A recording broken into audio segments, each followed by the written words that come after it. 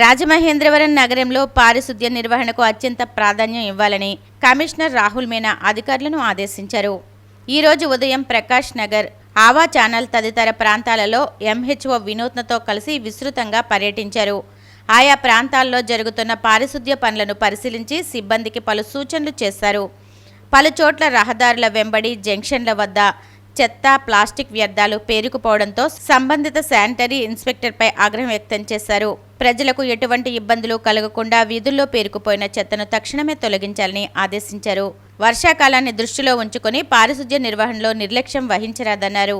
అలాగే కాలువలు, డ్రైన్లలో నీరు నిల్వ ఉండకుండా చర్యలు తీసుకోవాలని, ప్రజారోగ్య పరిరక్షణకు అధికారులు సమన్వయంతో పనిచేయాలని సూచించారు. పర్యటనలో శానిటరీ సూపర్వైజర్ శ్రీనివాస్, పారిశుద్ధ్య సిబ్బంది పాల్గొన్నారు. రాజమండ్రి అర్బన్ నియోజకవర్గం బత్తిన నగర్లోని 148, 149 పోలింగ్ కేంద్రాల పరిధిలో జరుగుతున్న సర్ ప్రక్రియను రాజమహేంద్రవరం అర్బన్ నియోజకవర్గ ఎలక్టోరల్ రిజిస్టర్ అధికారి, నగరపాలక సంస్థ కమిషనర్ రాహుల్ మీనా ఈరోజు పరిశీలించారు. ఇంటింటికి వెళ్లి ఇన్యూమరేషన్ ఫారాల పంపిణీ, బిఎల్ఓల పనితీరు, ప్రత్యేక మొబైల్ యాప్ వినియోగాన్ని ఆయన పరిశీలించారు. ప్రజలతో నేరుగా మాట్లాడి ఎస్ఐఆర్ ప్రక్రియపై ఉన్న సందేహాలను నివృత్తి చేశారు. ఎన్యూమరేషన్ ఫారాలను ఎలా పూరించాలి, ఏ వివరాలు నమోదు చేయాలనే అంశాలను సులభంగా వివరించారు. స్పెషల్ ఇంటెన్సివ్ రివిజన్ కార్యక్రమాన్ని బూత్ లెవెల్ అధికారులు పగడ్బందీగా నిర్ణీత గడువులోగా పూర్తి చేయాలని సూచించారు. ఈ పర్యటనలో RMC secretary Shailaja Valli, MRO Ranjith Kumar, booth level అధికారులు పాల్గొన్నారు. రాజమహేంద్రవరం నగరంలోని 9వ డివిజన్ పరిధిలోని స్థానిక ప్రజలను వేధిస్తున్న వర్షపు నీటి నిల్వలు, డ్రైనేజ్ సమస్యలకు శాశ్వత పరిష్కారం లభించేలా 1,38,00,000తో సీసీ రోడ్డు, డ్రైనేజీ నిర్మాణం చేపడుతున్నట్లు ఎమ్మెల్యే ఆదిరెడ్డి శ్రీనివాస్ తెలిపారు. 9వ డివిజన్లోని శ్రీనివాస నగర్ మెయిన్ రోడ్లో ఏవి అప్పారావు రోడ్డు నుంచి జేఎన్ రోడ్డులోని జీవీకే హాస్పిటల్ వరకు చేపట్టనున్న సీసీ రోడ్డు, ఆర్సీసీ డ్రైనేజ్ నిర్మాణ పనులకు రాజమహేంద్రవరం సిటీ ఎమ్మెల్యే ఆదిరెడ్డి శ్రీనివాస్, నగర మహిళా కమిటీ అధ్యక్షురాలు, మాజీ కార్పొరేటర్ కోసూరు చండీప్రియ సారథ్యంలో శంకుస్థాపన చేశారు. ఈ సందర్భంగా ఎమ్మెల్యే ఆదిరెడ్డి శ్రీనివాస్ మాట్లాడుతూ, శ్రీనివాస నగర ప్రాంతం నగరంలో అత్యంత కీలకమైన ప్రాంతమని, పైభాగాల నుంచి వచ్చే భారీ వర్షపు నీరు మొత్తం ఈ ప్రాంతం గుండా ప్రవహించడంతో గత 2 దశాబ్దాలుగా ప్రజలు ఇబ్బందులు పడుతున్నారని తెలిపారు. ఈ ప్రాజెక్టులో భాగంగా డ్రైనేజ్ సామర్థ్యాన్ని పెంచడంతో పాటు మార్గమధ్యంలో ఉన్న 8 కల్వర్టర్లను ఎత్తు పెంచి ఆధునీకరించనున్నట్లు తెలిపారు. అలాగే గతంలో అమృత్ పథకం కింద నిర్మించిన ప్రధాన డ్రైన్ను మరింత విస్తరించి భారీ వర్షాలు కురిసినా ఎక్కడా నీరు నిల్వ ఉండకుండా శాశ్వత పరిష్కారం కల్పించనున్నామని వెల్లడించారు.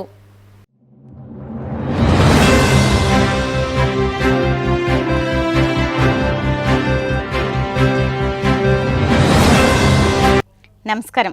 సిసిసి డిజిటల్ 230 న్యూస్ బులెటిన్కి స్వాగతం. ముందుగా వార్తల్లోని ముఖ్యాంశాలు. తాడేపల్లిగూడెం రైల్వే స్టేషన్లో జరుగుతున్న అమృత్ భారత్ పనులను పరిశీలించిన కేంద్ర మంత్రి శ్రీనివాస్ వర్మ. త్వరలో వందే భారత్ ఎక్స్ప్రెస్కు హాల్ట్ కల్పిస్తామని ప్రకటన.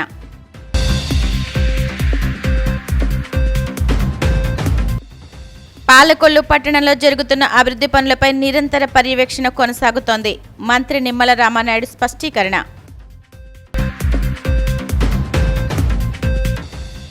వైసీపీ నేతలు డ్రామాలు కట్టిపెట్టి డిఎస్సీపై మంత్రి లోకేష్ సవాల్ను స్వీకరించి చర్చకు రావాలి.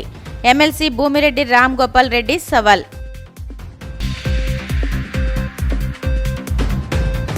అన్నదాత సుఖీభవ పథకాన్ని చంద్ర దుఃఖీభవగా మార్చేశారు.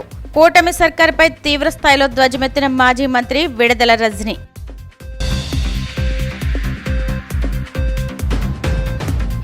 రాజమండ్రి నగరాన్ని రాజమహేంద్రవరంగా మార్చి పుష్కర కాలం గడుస్తోంది. అయినా ఇప్పటికీ రైల్వే స్టేషన్ సహా కొన్ని కేంద్ర ప్రభుత్వ కార్యాలయాల్లో పేరు మార్చకపోవడం గమనార్హం. రాజమండ్రి నగరాన్ని రాజమహేంద్రవరంగా మార్చి పుష్కర కాలం గడుస్తుంది. 2015 గోదావరి పుష్కరాల సందర్భంగా రాజమండ్రిని రాజమహేంద్రవరంగా మారుస్తూ ప్రభుత్వం ఉత్తర్వులు జారీ చేసింది. గోదావరి పుష్కరాల చివరి రోజున ఆర్ట్స్ కళాశాల మైదానంలో సీఎం చంద్రబాబు ప్రసంగిస్తూ చారిత్రక ప్రదేశాలు, చరిత్ర ఆనవాళ్లు తెలిపే పేర్లను మార్చడం సబబు కాదని రాజమండ్రిని రాజమహేంద్రవరంగా పేరు మార్పు చేస్తున్నట్లు ప్రకటించారు. 2015 డిసెంబర్ 22న వెలువడిన జీవో నెంబర్ 483 ఆధారంగా రాజమహేంద్రవరం నగరపాలక సంస్థ కౌన్సిల్ సమావేశంలో పేరు మార్పును ఆమోదిస్తూ తీర్మానించారు. రాజమహేంద్రవరానికి 1000 ఏళ్ల చరిత్ర ఉంది. ఈ ప్రాంతాన్ని రాజరాజ నరేంద్రుడు పాలించాడు. ఆయనకు రాజమహేంద్ర అనే బిరుదు ఉంది. దీంతో రాజమహేంద్రవరం అనే పేరు వచ్చిందని చరిత్ర చెబుతుంది. తర్వాత క్రమంలో రాజమహేంద్రిగా, ఆపై బ్రిటిషర్ల పాలనలో వారికి నోరు తిరగక రాజమండ్రిగా రూపాంతరం చెందింది. వచ్చే ఏడాది గోదావరి పుష్కరాలు రానున్న నేపథ్యంలో పేరు మార్పు అంశం మరోసారి చర్చకు దారితీస్తుంది. 2018లో బీజేపీ ప్రభుత్వం ఉత్తరప్రదేశ్లోని చారిత్రాత్మక అలహాబాద్ పేరును ప్రయాగ్రాజ్గా, మొఘల్ సరాయ్ను పండిట్ దీన్ దయాళ్ ఉపాధ్యాయ జంక్షన్గా, రైల్వే స్టేషన్లకు పేరు మార్పు చేశారు. పుష్కర కాలం గడుస్తున్న రాజమహేంద్రవరం రైల్వే స్టేషన్ పేరు రాజమండ్రిగానే కొనసాగడం గమనార్హం. రైల్వే స్టేషన్లు, ఇతర కేంద్ర సంస్థల బోర్డుల్లో అధికారిక పత్రాల్లో పేర్లు మారిస్తేనే జాతీయ స్థాయిలో పేరు మారుతుందన్నది వాస్తవం. 2015లో బీజేపీ కూటమి ప్రభుత్వమే అధికారంలో ఉండగా టీడీపీకి చెందిన మాగంటి మురళీమోహన్ ఎంపీగా ఉన్నారు. రాజమహేంద్రవరంగా పేరు మారిన తర్వాత 4 ఏళ్లు ఎంపీగా ఉన్న మురళీమోహన్ రైల్వే స్టేషన్ పేరు మార్పించలేకపోయారు. ఇప్పుడు టీడీపీ, జనసేన, బీజేపీ కూటమి ప్రభుత్వం అధికారంలో ఉంది. బీజేపీకి చెందిన దగ్గుబాటి పురంధరేశ్వరి ఎంపీగా ఉన్నారు. గోదావరి పుష్కరాల నాటికి పురంధరేశ్వరైన రైల్వే స్టేషన్, ఇతర కేంద్ర ప్రభుత్వ కార్యాలయాలపై ఉన్న రాజమండ్రిని రాజమహేంద్రవరంగా మార్పించగలరా అన్న చర్చ సాగుతుంది. గోదావరి పుష్కరాల సందర్భంగా రైల్వే స్టేషన్ అభివృద్ధికి 270 కోట్ల రూపాయలు మంజూరు చేయించినట్లు ఆమె ప్రకటించారు. అదే స్ఫూర్తితో స్టేషన్ పేరు మార్పునకు కూడా చర్యలు తీసుకోవాలని ప్రజలు కోరుతున్నారు. తాడేపల్లిగూడెం రైల్వే స్టేషన్కు మహర్దశ ప్రారంభమైందని, స్టేషన్ సమగ్ర అభివృద్ధి కోసం 70 కోట్ల కేంద్ర నిధులతో పనులు చురుగ్గా జరుగుతున్నాయని కేంద్ర మంత్రి భూపతిరాజు శ్రీనివాస్ వర్మ తెలిపారు. కేంద్ర ప్రభుత్వ ప్రతిష్టాత్మక అమృత్ భారత్ రైల్వే స్టేషన్ పథకం కింద పశ్చిమ గోదావరి జిల్లా తాడేపల్లిగూడెం రైల్వే స్టేషన్లో జరుగుతున్న అభివృద్ధి పనులను ఆయన పరిశీలించారు.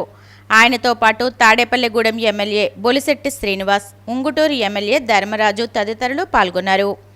ఈ సందర్భంగా రైల్వే ఉన్నతాధికారులతో కలిసి పనుల పురోగతిపై కేంద్ర మంత్రి సమీక్ష నిర్వహించి అధికారుల నుంచి పలు వివరాలను అడిగి తెలుసుకున్నారు. అనంతరం శ్రీనివాస్ వర్మ మీడియాతో మాట్లాడుతూ అమృత్ భారత్ స్టేషన్ పథకం కింద 46.22 కోట్లు, గతిశక్తి పథకం కింద ఇంటర్నల్ ఎఫ్ఓబి నిర్మాణానికి 10.22 కోట్లు కేటాయించామన్నారు. అలాగే గూడ్స్ షెడ్ రోడ్డు అభివృద్ధి, గూడ్స్ షెడ్ ఆఫీస్, హమాలీ షెడ్ నిర్మాణాల కోసం మరో 16.55 కోట్ల నిధులు మంజూరు చేసినట్లు వివరించారు. అమృత్ భారత్ పథకంలో భాగంగా మొదటి దశ కింద 27.12 కోట్ల విలువైన పనులు ఇప్పటికే పూర్తయ్యాయని తెలిపారు. రెండో దశ నిర్మాణ పనులకు సంబంధించి టెండర్ ప్రక్రియ కూడా పూర్తయిందని, త్వరలోనే పనులు ప్రారంభమవుతాయని వెల్లడించారు. నియోజకవర్గ పరిధిలోని ప్రత్తిపాడు, నవాబ్పాలెం, అరుళ్ల వద్ద 3 ఆర్ఓబీల నిర్మాణాల టెండర్లు పూర్తయ్యాయని, ఈ పనులు కూడా త్వరలో ప్రారంభం కానున్నాయని తెలిపారు. ప్రయాణికుల సౌకర్యార్థం తాడేపల్లిగూడెం స్టేషన్లో వందే భారత్ ఎక్స్ప్రెస్తో పాటు పలు ఇతర ఎక్స్ప్రెస్ రైళ్లకు కూడా హాల్ట్ సదుపాయం కల్పిస్తామని ఆయన ప్రకటించారు. పరిశీలించడం జరిగింది. ఇవాళ తాడేపల్లిగూడెం రైల్వే స్టేషన్కి ఒక మహర్దశ ప్రారంభమైంది అనేటువంటి విషయాన్ని సందర్భంగా చెప్తుంది. ఈ ప్రాంతంలోనే ఒక అద్భుతమైనటువంటి రైల్వే స్టేషన్గా తాడేపల్లిగూడెం రైల్వే స్టేషన్ తయారు. మన రైల్వే స్టేషన్ రైల్వే మెయిన్ లైన్లో ఉన్నది తాడేపల్లిగూడెం. అమృత్ భారత్ స్టేషన్స్ కింద మొట్టమొదటిసారి 25 కోట్లు మంజూరు అయితే, మళ్ళీ గత సంవత్సరం మనం మరొక 18 కోట్లు మంజూరు చేయించాం. ఇక్కడ ఉన్నటువంటి భౌగోళిక పరిస్థితి దృష్ట్యా రైల్వే స్టేషన్ బయట నుంచి అవతల పక్కకి వెళ్ళడానికి, ప్లాట్ఫామ్ నుంచి ప్లాట్ఫామ్స్కి అప్రోచ్ ఉండదు, దానికి ఒక 10 కోట్లు. అదేవిధంగా గూడ్స్ షెడ్ రోడ్డు యొక్క అభివృద్ధి చేయడానికి, గూడ్స్ షెడ్కి సంబంధించి ఆఫీస్ కట్టడానికి, హమాలీలకి సంబంధించి షెడ్స్ వేయడానికి ఒక 16.5 కోట్లు, దాదాపు 70 కోట్ల రూపాయలు తాడేపల్లిగూడెం రైల్వే స్టేషన్లో అభివృద్ధి పనులకి కేంద్ర ప్రభుత్వం కేటాయింపులు చేయడం లేదు. ఇప్పుడే చెప్పారు అధికారి గారు, ఏదైతే 12 మీటర్లు ఎఫ్ఓబి విజయవాడ డివిజన్లోనే ఎక్కడా లేదు, తాడేపల్లిగూడెంలో ఉంది అనేటువంటి విషయం చాలా క్లియర్గా. పనులు చేయడానికి మరి కొంతకాలం ఫేజ్ 1 పనులన్నీ పూర్తయ్యాయి. ఫేజ్ 2 పనులు 18 కోట్లకు సంబంధించి టెండర్లు ఖరారయ్యాయి. కాంట్రాక్టర్ పనిచేయడానికి రెడీగా ఉన్నాడు. అదేవిధంగా గూడ్స్ షెడ్ రోడ్డుకి కానీ, షెడ్కి కానీ, బిల్డింగ్ కానీ సంబంధించి పనులు 16.5 కోట్లు పనిచేయడానికి టెండర్లు అయినాయి. కాంట్రాక్టర్ రెడీగా ఉన్నాడు. అలాగే ఎఫ్ఓబికి సంబంధించి 10 కోట్లు మంజూరయ్యాయి, పనులు చేయడానికి రెడీగా ఉన్నారు. ఏదైతే కొన్ని టెక్నికాలిటీస్ కారణంగా ఫస్ట్ ఫేజ్లో పనులన్నీ పూర్తయినప్పటికీ కూడా ఏదైతే ఎస్కలేటర్స్ ఉన్నాయో ఆ ఎస్కలేటర్స్ని బిగించడానికి ఏదైతే పాత ఎఫ్ఓబి ఉన్నదో అది కొంత ఆటంకంగా ఉంది. కాబట్టి ఇవాళ అది ఎలాగ తీయాలా, కొత్త ఎఫ్ఓబి కడుతున్నాం, దానికి కూడా టెండర్లో ఖరారయ్యే కాంట్రాక్టర్ రెడీగా ఉన్నాడు. ఆ ఎస్కలేటర్లు కూడా త్వరలో బిగిస్తారు. అలాగే గూడ్స్ షెడ్కి సంబంధించి టెండర్లు ఖరారయ్యాయి. అయితే గూడ్స్ షెడ్కి సంబంధించి పనులు చేయడానికి ఇక్కడ ఒక 2 నెలల పాటు అంటే 60 రోజుల పాటు లోడింగ్ ఆపాల్సినటువంటి పరిస్థితి. కాంట్రాక్టర్ పనులు ప్రారంభించాలంటే లోడింగ్ బ్లాక్ చేయాలి. దానికి సంబంధించి కూడా అధికారులు అన్ని ఏర్పాట్లు రెడీ చేశారు. రాబోయేటువంటి ఒక వారం రోజుల్లోనే ఆ పనులు కూడా ప్రారంభమవుతాయనేటువంటి విషయాన్ని చెప్తూ, అదేవిధంగా ఏదైతే మన పిఎం గతిశక్తి పథకం కింద ఆల్రెడీ 3 తాడేపల్లికి సంబంధించి ఆర్ఓబీలు టెండర్లో పూర్తవడం జరిగింది. పత్తిపాడు, నవాబుపాలెం, ఆరుళ్ళ ఆర్ఓబీలు, అలాగే ఆర్యూబీలు ఏదైతే మారంపల్లి ఉన్నదో, జోలపాలెంలో ఉన్నదో వాటిని కూడా శాంక్షన్కి రెడీగా ఉన్నాయి.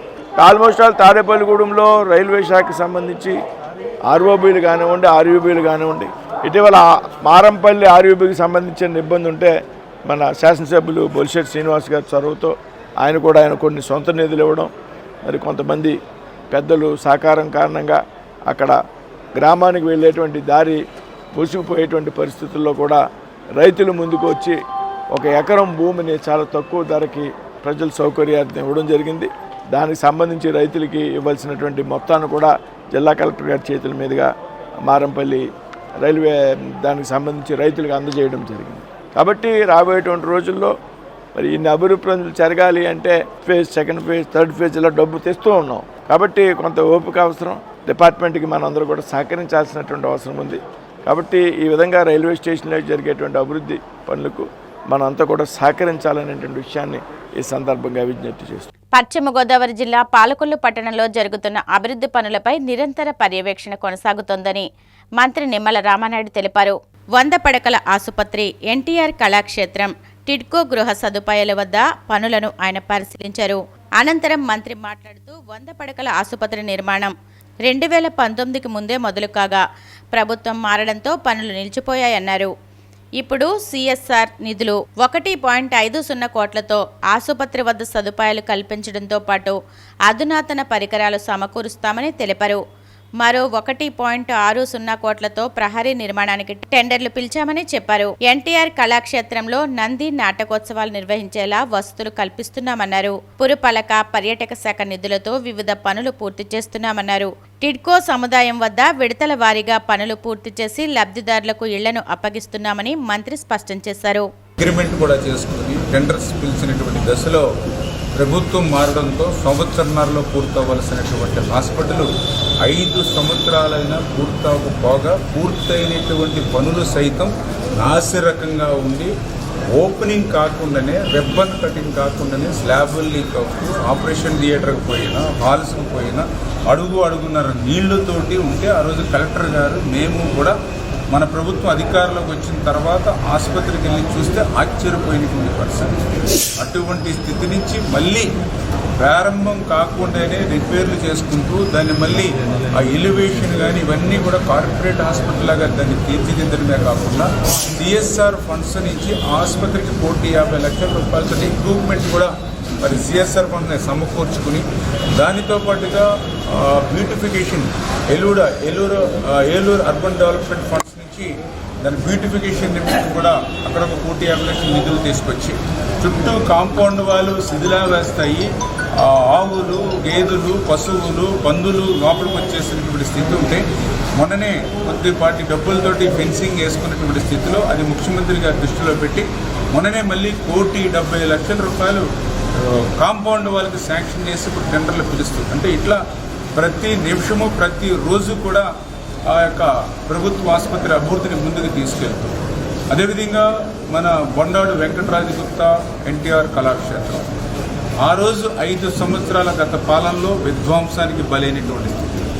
అటువంటి కళాక్షేత్రాన్ని మళ్ళీ ఇప్పుడు నారాయణ గారి దృష్టిలో పెట్టి ఆయన దగ్గర నుంచి 8 కోట్ల రూపాయలు అంటే 5 కోట్ల రూపాయలు మున్సిపల్ నుంచి 3 కోట్ల రూపాయలు మళ్ళీ టూరిజం నుంచి నిధులు మంజూరు చేయించుకుని ఆ పనులను కూడా ఇప్పుడు ట్రాక్లో పెట్టి మళ్ళీ ఆ కళాక్షేత్రం కూడా ఇప్పుడే మీరు చూస్తూ ఉన్నారు అన్ని రకాలుగా కూడా సౌండ్ ప్రూఫ్ దగ్గర నుంచి, ఎలివేషన్ దగ్గర నుంచి, ఎలక్ట్రిషియన్ దగ్గర నుంచి, ఎయిర్ కండిషన్ దగ్గర నుంచి, ఏదైతే ఈ యొక్క నాటక కళాకారులు ఉంటారో వాళ్ళకి రిహార్సల్ రూమ్స్ దగ్గర నుంచి, ప్రెస్ మీట్స్ దగ్గర నుంచి అన్ని సదుపాయాలతోటి మనం దీన్ని నిర్మాణం చేస్తే రేపు భవిష్యత్తులో నంది నాటకాలు సైతం ఇక్కడ మనం ఏర్పాటు చేసుకునే విధంగా ఈ యొక్క కళాక్షేత్రం పనులను కూడా మళ్ళీ పట్టాలెక్కించి వారం వారం రివ్యూ చేసుకుంటూ ముందుకు.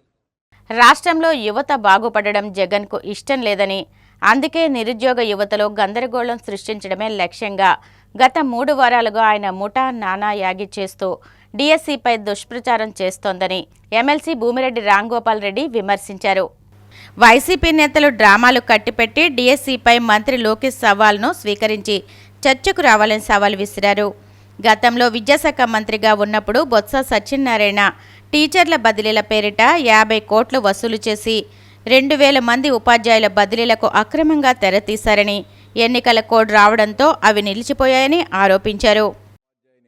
పరీక్షల్లో ఏమీ జరగకున్నా అత్యంత పారదర్శకంగా జరిగినా కూడా ఏదో విధంగా నిరుద్యోగ యువతలో గందరగోళాన్ని ఏర్పరచాలని, ఏదో జరిగిపోతుందనే ఒక లేని సమస్యను ప్రపంచానికి చాటాలనే దురుద్దేశంతో జగన్మోహన్ రెడ్డి గారు ఆయన ముఠ ఈ రాష్ట్రంలో డిఎస్సిపి పైన నానా యాగి చేయడం జరుగుతుంది. మేము స్పష్టంగా చెప్పాం, ఎక్కడ అవినీతి జరిగింది, ఎక్కడ పారదర్శకతకు తిలోదాలకాలు ఇచ్చాం, రండి చర్చిద్దామని చెప్పి పదే పదే సవాల్ చేసినా, విజ్ఞప్తి చేసినా కూడా దానికి సమాధానం చెప్పకుండా నానా రకాలుగా యాగి చేయడం జరుగుతుంది.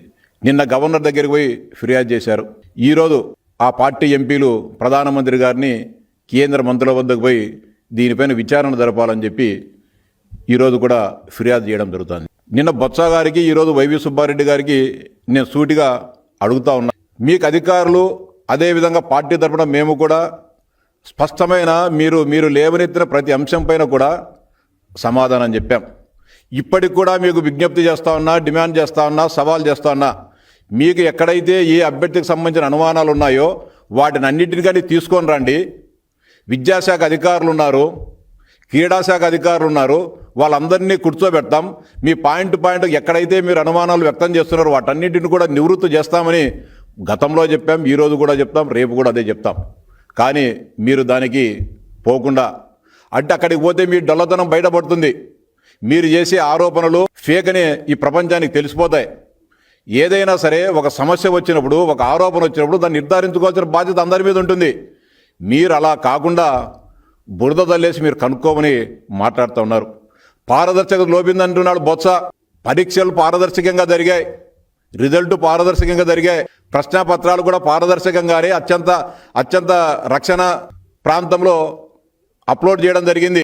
టాటా కంపెనీ వాళ్ళు దాన్ని చేయడం జరిగింది. మీ బాధ అంతా, బొత్స గారి బాధ అంతా ఏంటంటే తెలుసా, ఆయన తర్వాత ఈ రాష్ట్రానికి విద్యాశాఖ మంత్రి అయింది లోకేష్ గారు. మీరు బొత్స గారు విద్యాశాఖ మంత్రిగా ఉన్నప్పుడు దాదాపు 50 కోట్ల రూపాయలు డబ్బులు తీసుకొని 2000 మంది ఉపాధ్యాయులై బదిలీలు చేయడం జరిగింది. మీ దురదృష్టవశాత్తు ఎన్నికల కోడ్ రావడంతో ఆ బదిలీలు ఆగిపోయాయి. లోకేష్ బాబు గారు విద్యామంత్రి అయిన తర్వాత ఇవన్నీ కూడా అక్రమ బదిలీలు, వీటన్నిటిపైన విచారణ చేసి ఆపివేయడం జరిగింది. ఆ రోజు నుంచి మీరు లోకేష్ బాబు గారి పైన అక్కసును, కోపాన్ని పెంచుకున్నారు. మీ బాధ ఏంటంటే రాబట్టిన వసూలు చేసుకున్న 50 కోట్ల రూపాయలు మీరు ఎడిక్కియాల్సిన దుస్థితి ఏర్పడింది. లేకపోతే సంబంధిత ఉపాధ్యాయులు మీకు దళారులుగా వివరించిన కొంతమంది మేము పత్రికలకు ఎక్కుతాం, టీవీలకు ఎక్కుతామని భయపడడంతో మీరు ఎక్కడా కేసుల ఉచ్చులో ఇరుక్కొని ఇబ్బంది పడాల్సి వస్తుందని చెప్పి మీరు తిన్న 50 కోట్ల రూపాయలు వెనక్కి కక్కారు. ఇది మీ కడుపు బాధ. దీంతో లోకేష్ బాబు గారు మంత్రి అయినప్పటి నుంచి కూడా మీరు అనేక రకాలుగా మాట్లాడుతూ ఉన్నారు. ఇంకా యువత ఆత్మస్థైర్యాన్ని దెబ్బతీస్తున్నారంటున్నారు. ఎవరు యువత ఆత్మస్థైర్యాన్ని దెబ్బతీసేది? మీరు. ఈ రాష్ట్రంలో ఉన్న లక్షలాది మంది యువతకు ఉపాధి అవకాశాలు కల్పించాలని చెప్పి గౌరవ ముఖ్యమంత్రి గారు, గౌరవ లోకేష్ గారు అటు ప్రైవేట్ రంగంలో ఇటు ప్రభుత్వ రంగంలో అనేక రకాల ఉద్యోగాల కల్పనకు కృషి చేస్తూ వాళ్ళు ఆత్మస్థైర్యాన్ని నింపుతూ ఉంటే మీరు ఏదో జరిగిపోయింది, అవినీతి జరుగుతూ ఉంది, డబ్బులు ఇస్తే తప్ప ఉద్యోగాలు రావని చెప్పి యువతలో ఈరోజు అనేక రకాలైన ఏపీబీఎస్సీ ద్వారా అనేక రకాలైన ఉద్యోగ నోటిఫికేషన్లు వచ్చాయి. అదేవిధంగా మరో డిఎస్సీ రావడం జరుగుతుంది. వీళ్ళ ఆత్మస్థైర్యాన్ని వాళ్ళు కోల్పోయే విధంగా, ఆత్మవిశ్వాసం దెబ్బతినే విధంగా మీరు ప్రవర్తించి యువతలో ఆత్మస్థైర్యాన్ని మీరు దెబ్బతీయడం జరుగుతుంది. 10 లక్షలు 15 లక్షలు అమ్ముకున్నారంటారు. ఒక్కరిని చూపిండి సవాల్ చేస్తా ఉన్నాం. డబ్బు ఇచ్చినోడేవడో తీసుకునేవాడో ఒక్కరిని చూపించమని చెప్తే ఈ రోజుకు చూపారు మీరు. మేము మీ మాదిరో మీ నాయకుని మాదిరి. పల్నాడు జిల్లా చిలుకలూరిపేట నియోజకవర్గం లింగంగుంట్ల సభలో చంద్రబాబు రైతులకు అంతా తానే చేసినట్లు మరోసారి అబద్ధాలు వల్లెవేశారని, ఆయనకు రైతులపై అంత ప్రేమ ఉంటే సూపర్ 6 హామీ మేరకు కేంద్రంతో కలిసి 26,000 ఎందుకు ఇవ్వడం లేదని మాజీ మంత్రి విడుదల రజని సూటిగా ప్రశ్నించారు. అన్నదాత సుఖీభావ్ పథకం తొలి ఏడాది డబ్బులు పూర్తిగా ఎగ్గొట్టారని, రెండో ఏడాది నుంచి 20,000 మాత్రమే ఇస్తున్నారని, ఈ లెక్కన వారికి బాకీ పడ్డ 32,000 ఎప్పుడిస్తారని విడతల రజని నిలదీశారు. అన్నదాత సుఖీభావ్ పథకాన్ని కాస్త చంద్ర దుఃఖీభవ కూటమి సర్కార్ మార్చేసిందని విడదల రజని మండిపడ్డారు.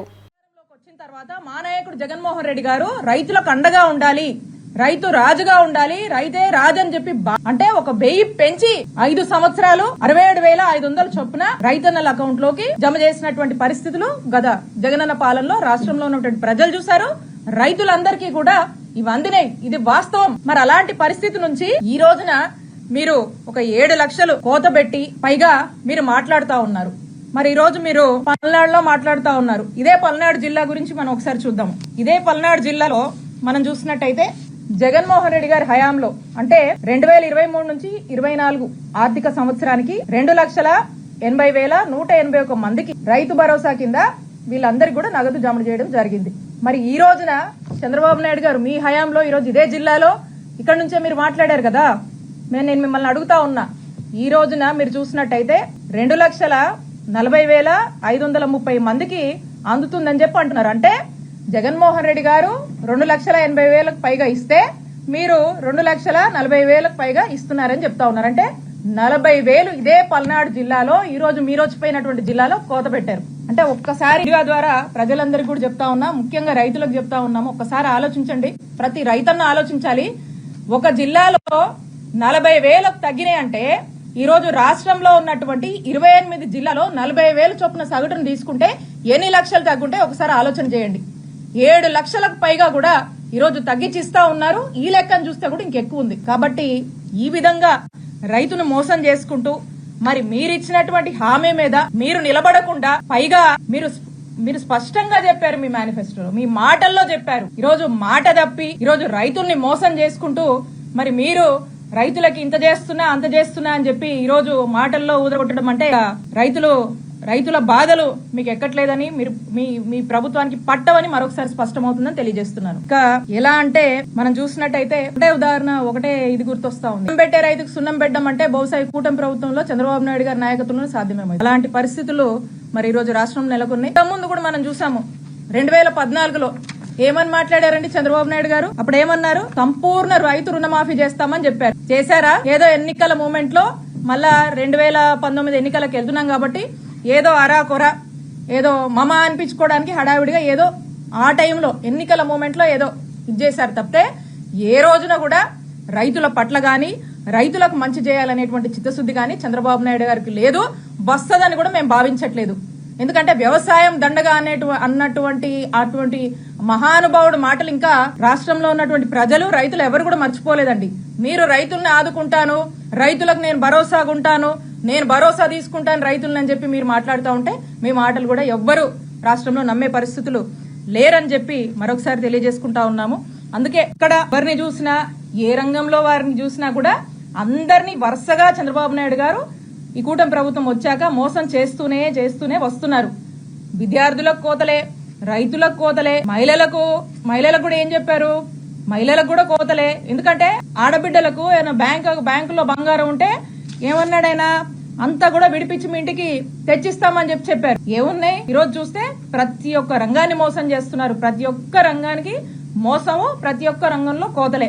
ఆరోగ్య రంగంలో కోతలే, విద్యార్థులు కోతలే, మన రైతులకు సంబంధించి కోతలు, అన్నిట్లో కూడా కోతలు పెడుతూ మరి ఏదో మాట్లాడుతూ ఇష్టం వచ్చినట్టుగా ఏది పడితే అది మాట్లాడితే నేను ఏం చెప్పినా ప్రజలు నమ్ముతారు అనేటువంటి ఒక దీంతో మీరు ముందుకు వెళ్ళటము మనం చూస్తూ ఉన్నాము. మరి ఈ రోజున రాష్ట్రంలో ఎవరిని అడిగినా, ఏ రైతన్నని అడిగినా కూడా వాళ్ళ బాధలు అనేది కూడా ఇక చెప్పలేనటువంటి పరిస్థితి.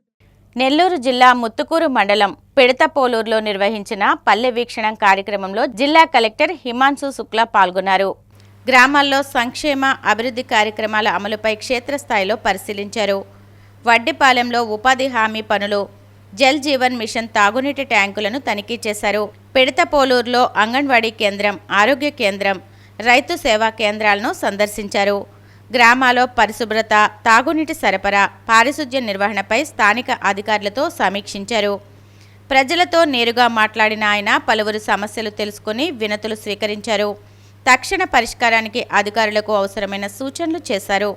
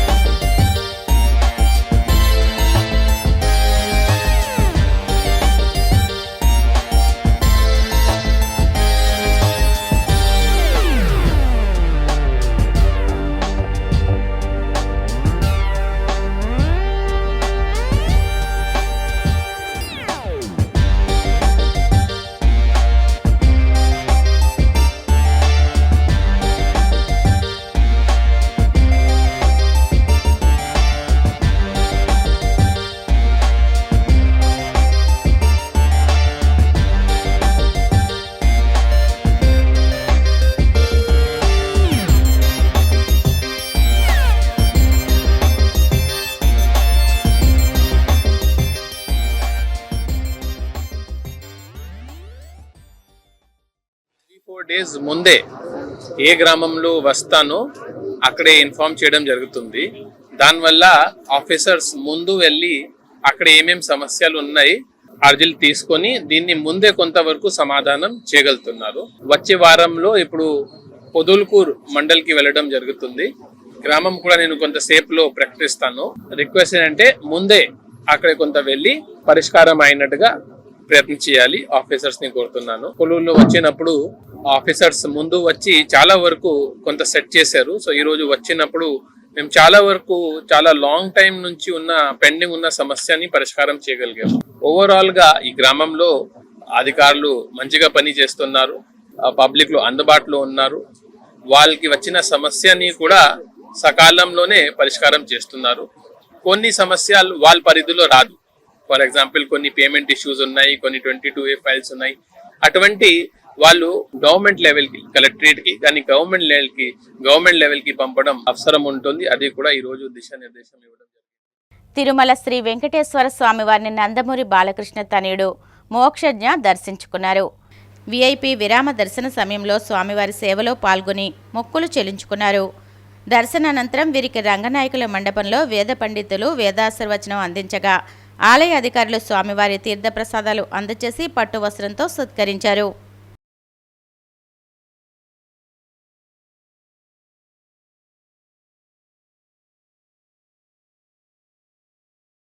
వార్తలు ముగించే ముందు ముఖ్యాంశాలు మరొకసారి. తాడేపల్లిగూడెం రైల్వే స్టేషన్లో జరుగుతున్న అమృత్ భారత్ పనులను పరిశీలించిన కేంద్ర మంత్రి శ్రీనివాస్ వర్మ. త్వరలో వందే భారత్ ఎక్స్ప్రెస్కు హాల్ట్ కల్పిస్తామని ప్రకటన.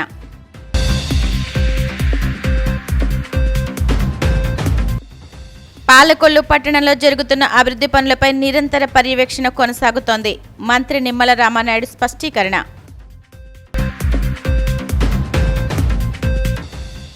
వైసీపీ నేతలు డ్రామాలు కట్టిపెట్టి డిఎస్సీపై మంత్రి లోకేష్ సవాల్ను స్వీకరించి చర్చకు రావాలి. ఎమ్మెల్సీ భూమిరెడ్డి రామ్ గోపాల్ రెడ్డి సవాల్.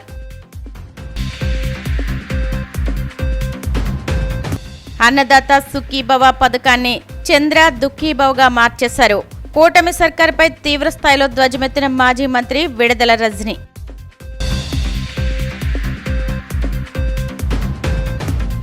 ఈనాటి సిసిసి డిజిటల్ 230 న్యూస్ బులెటిన్ ఇంతటితో సమాప్తం. నమస్కారం.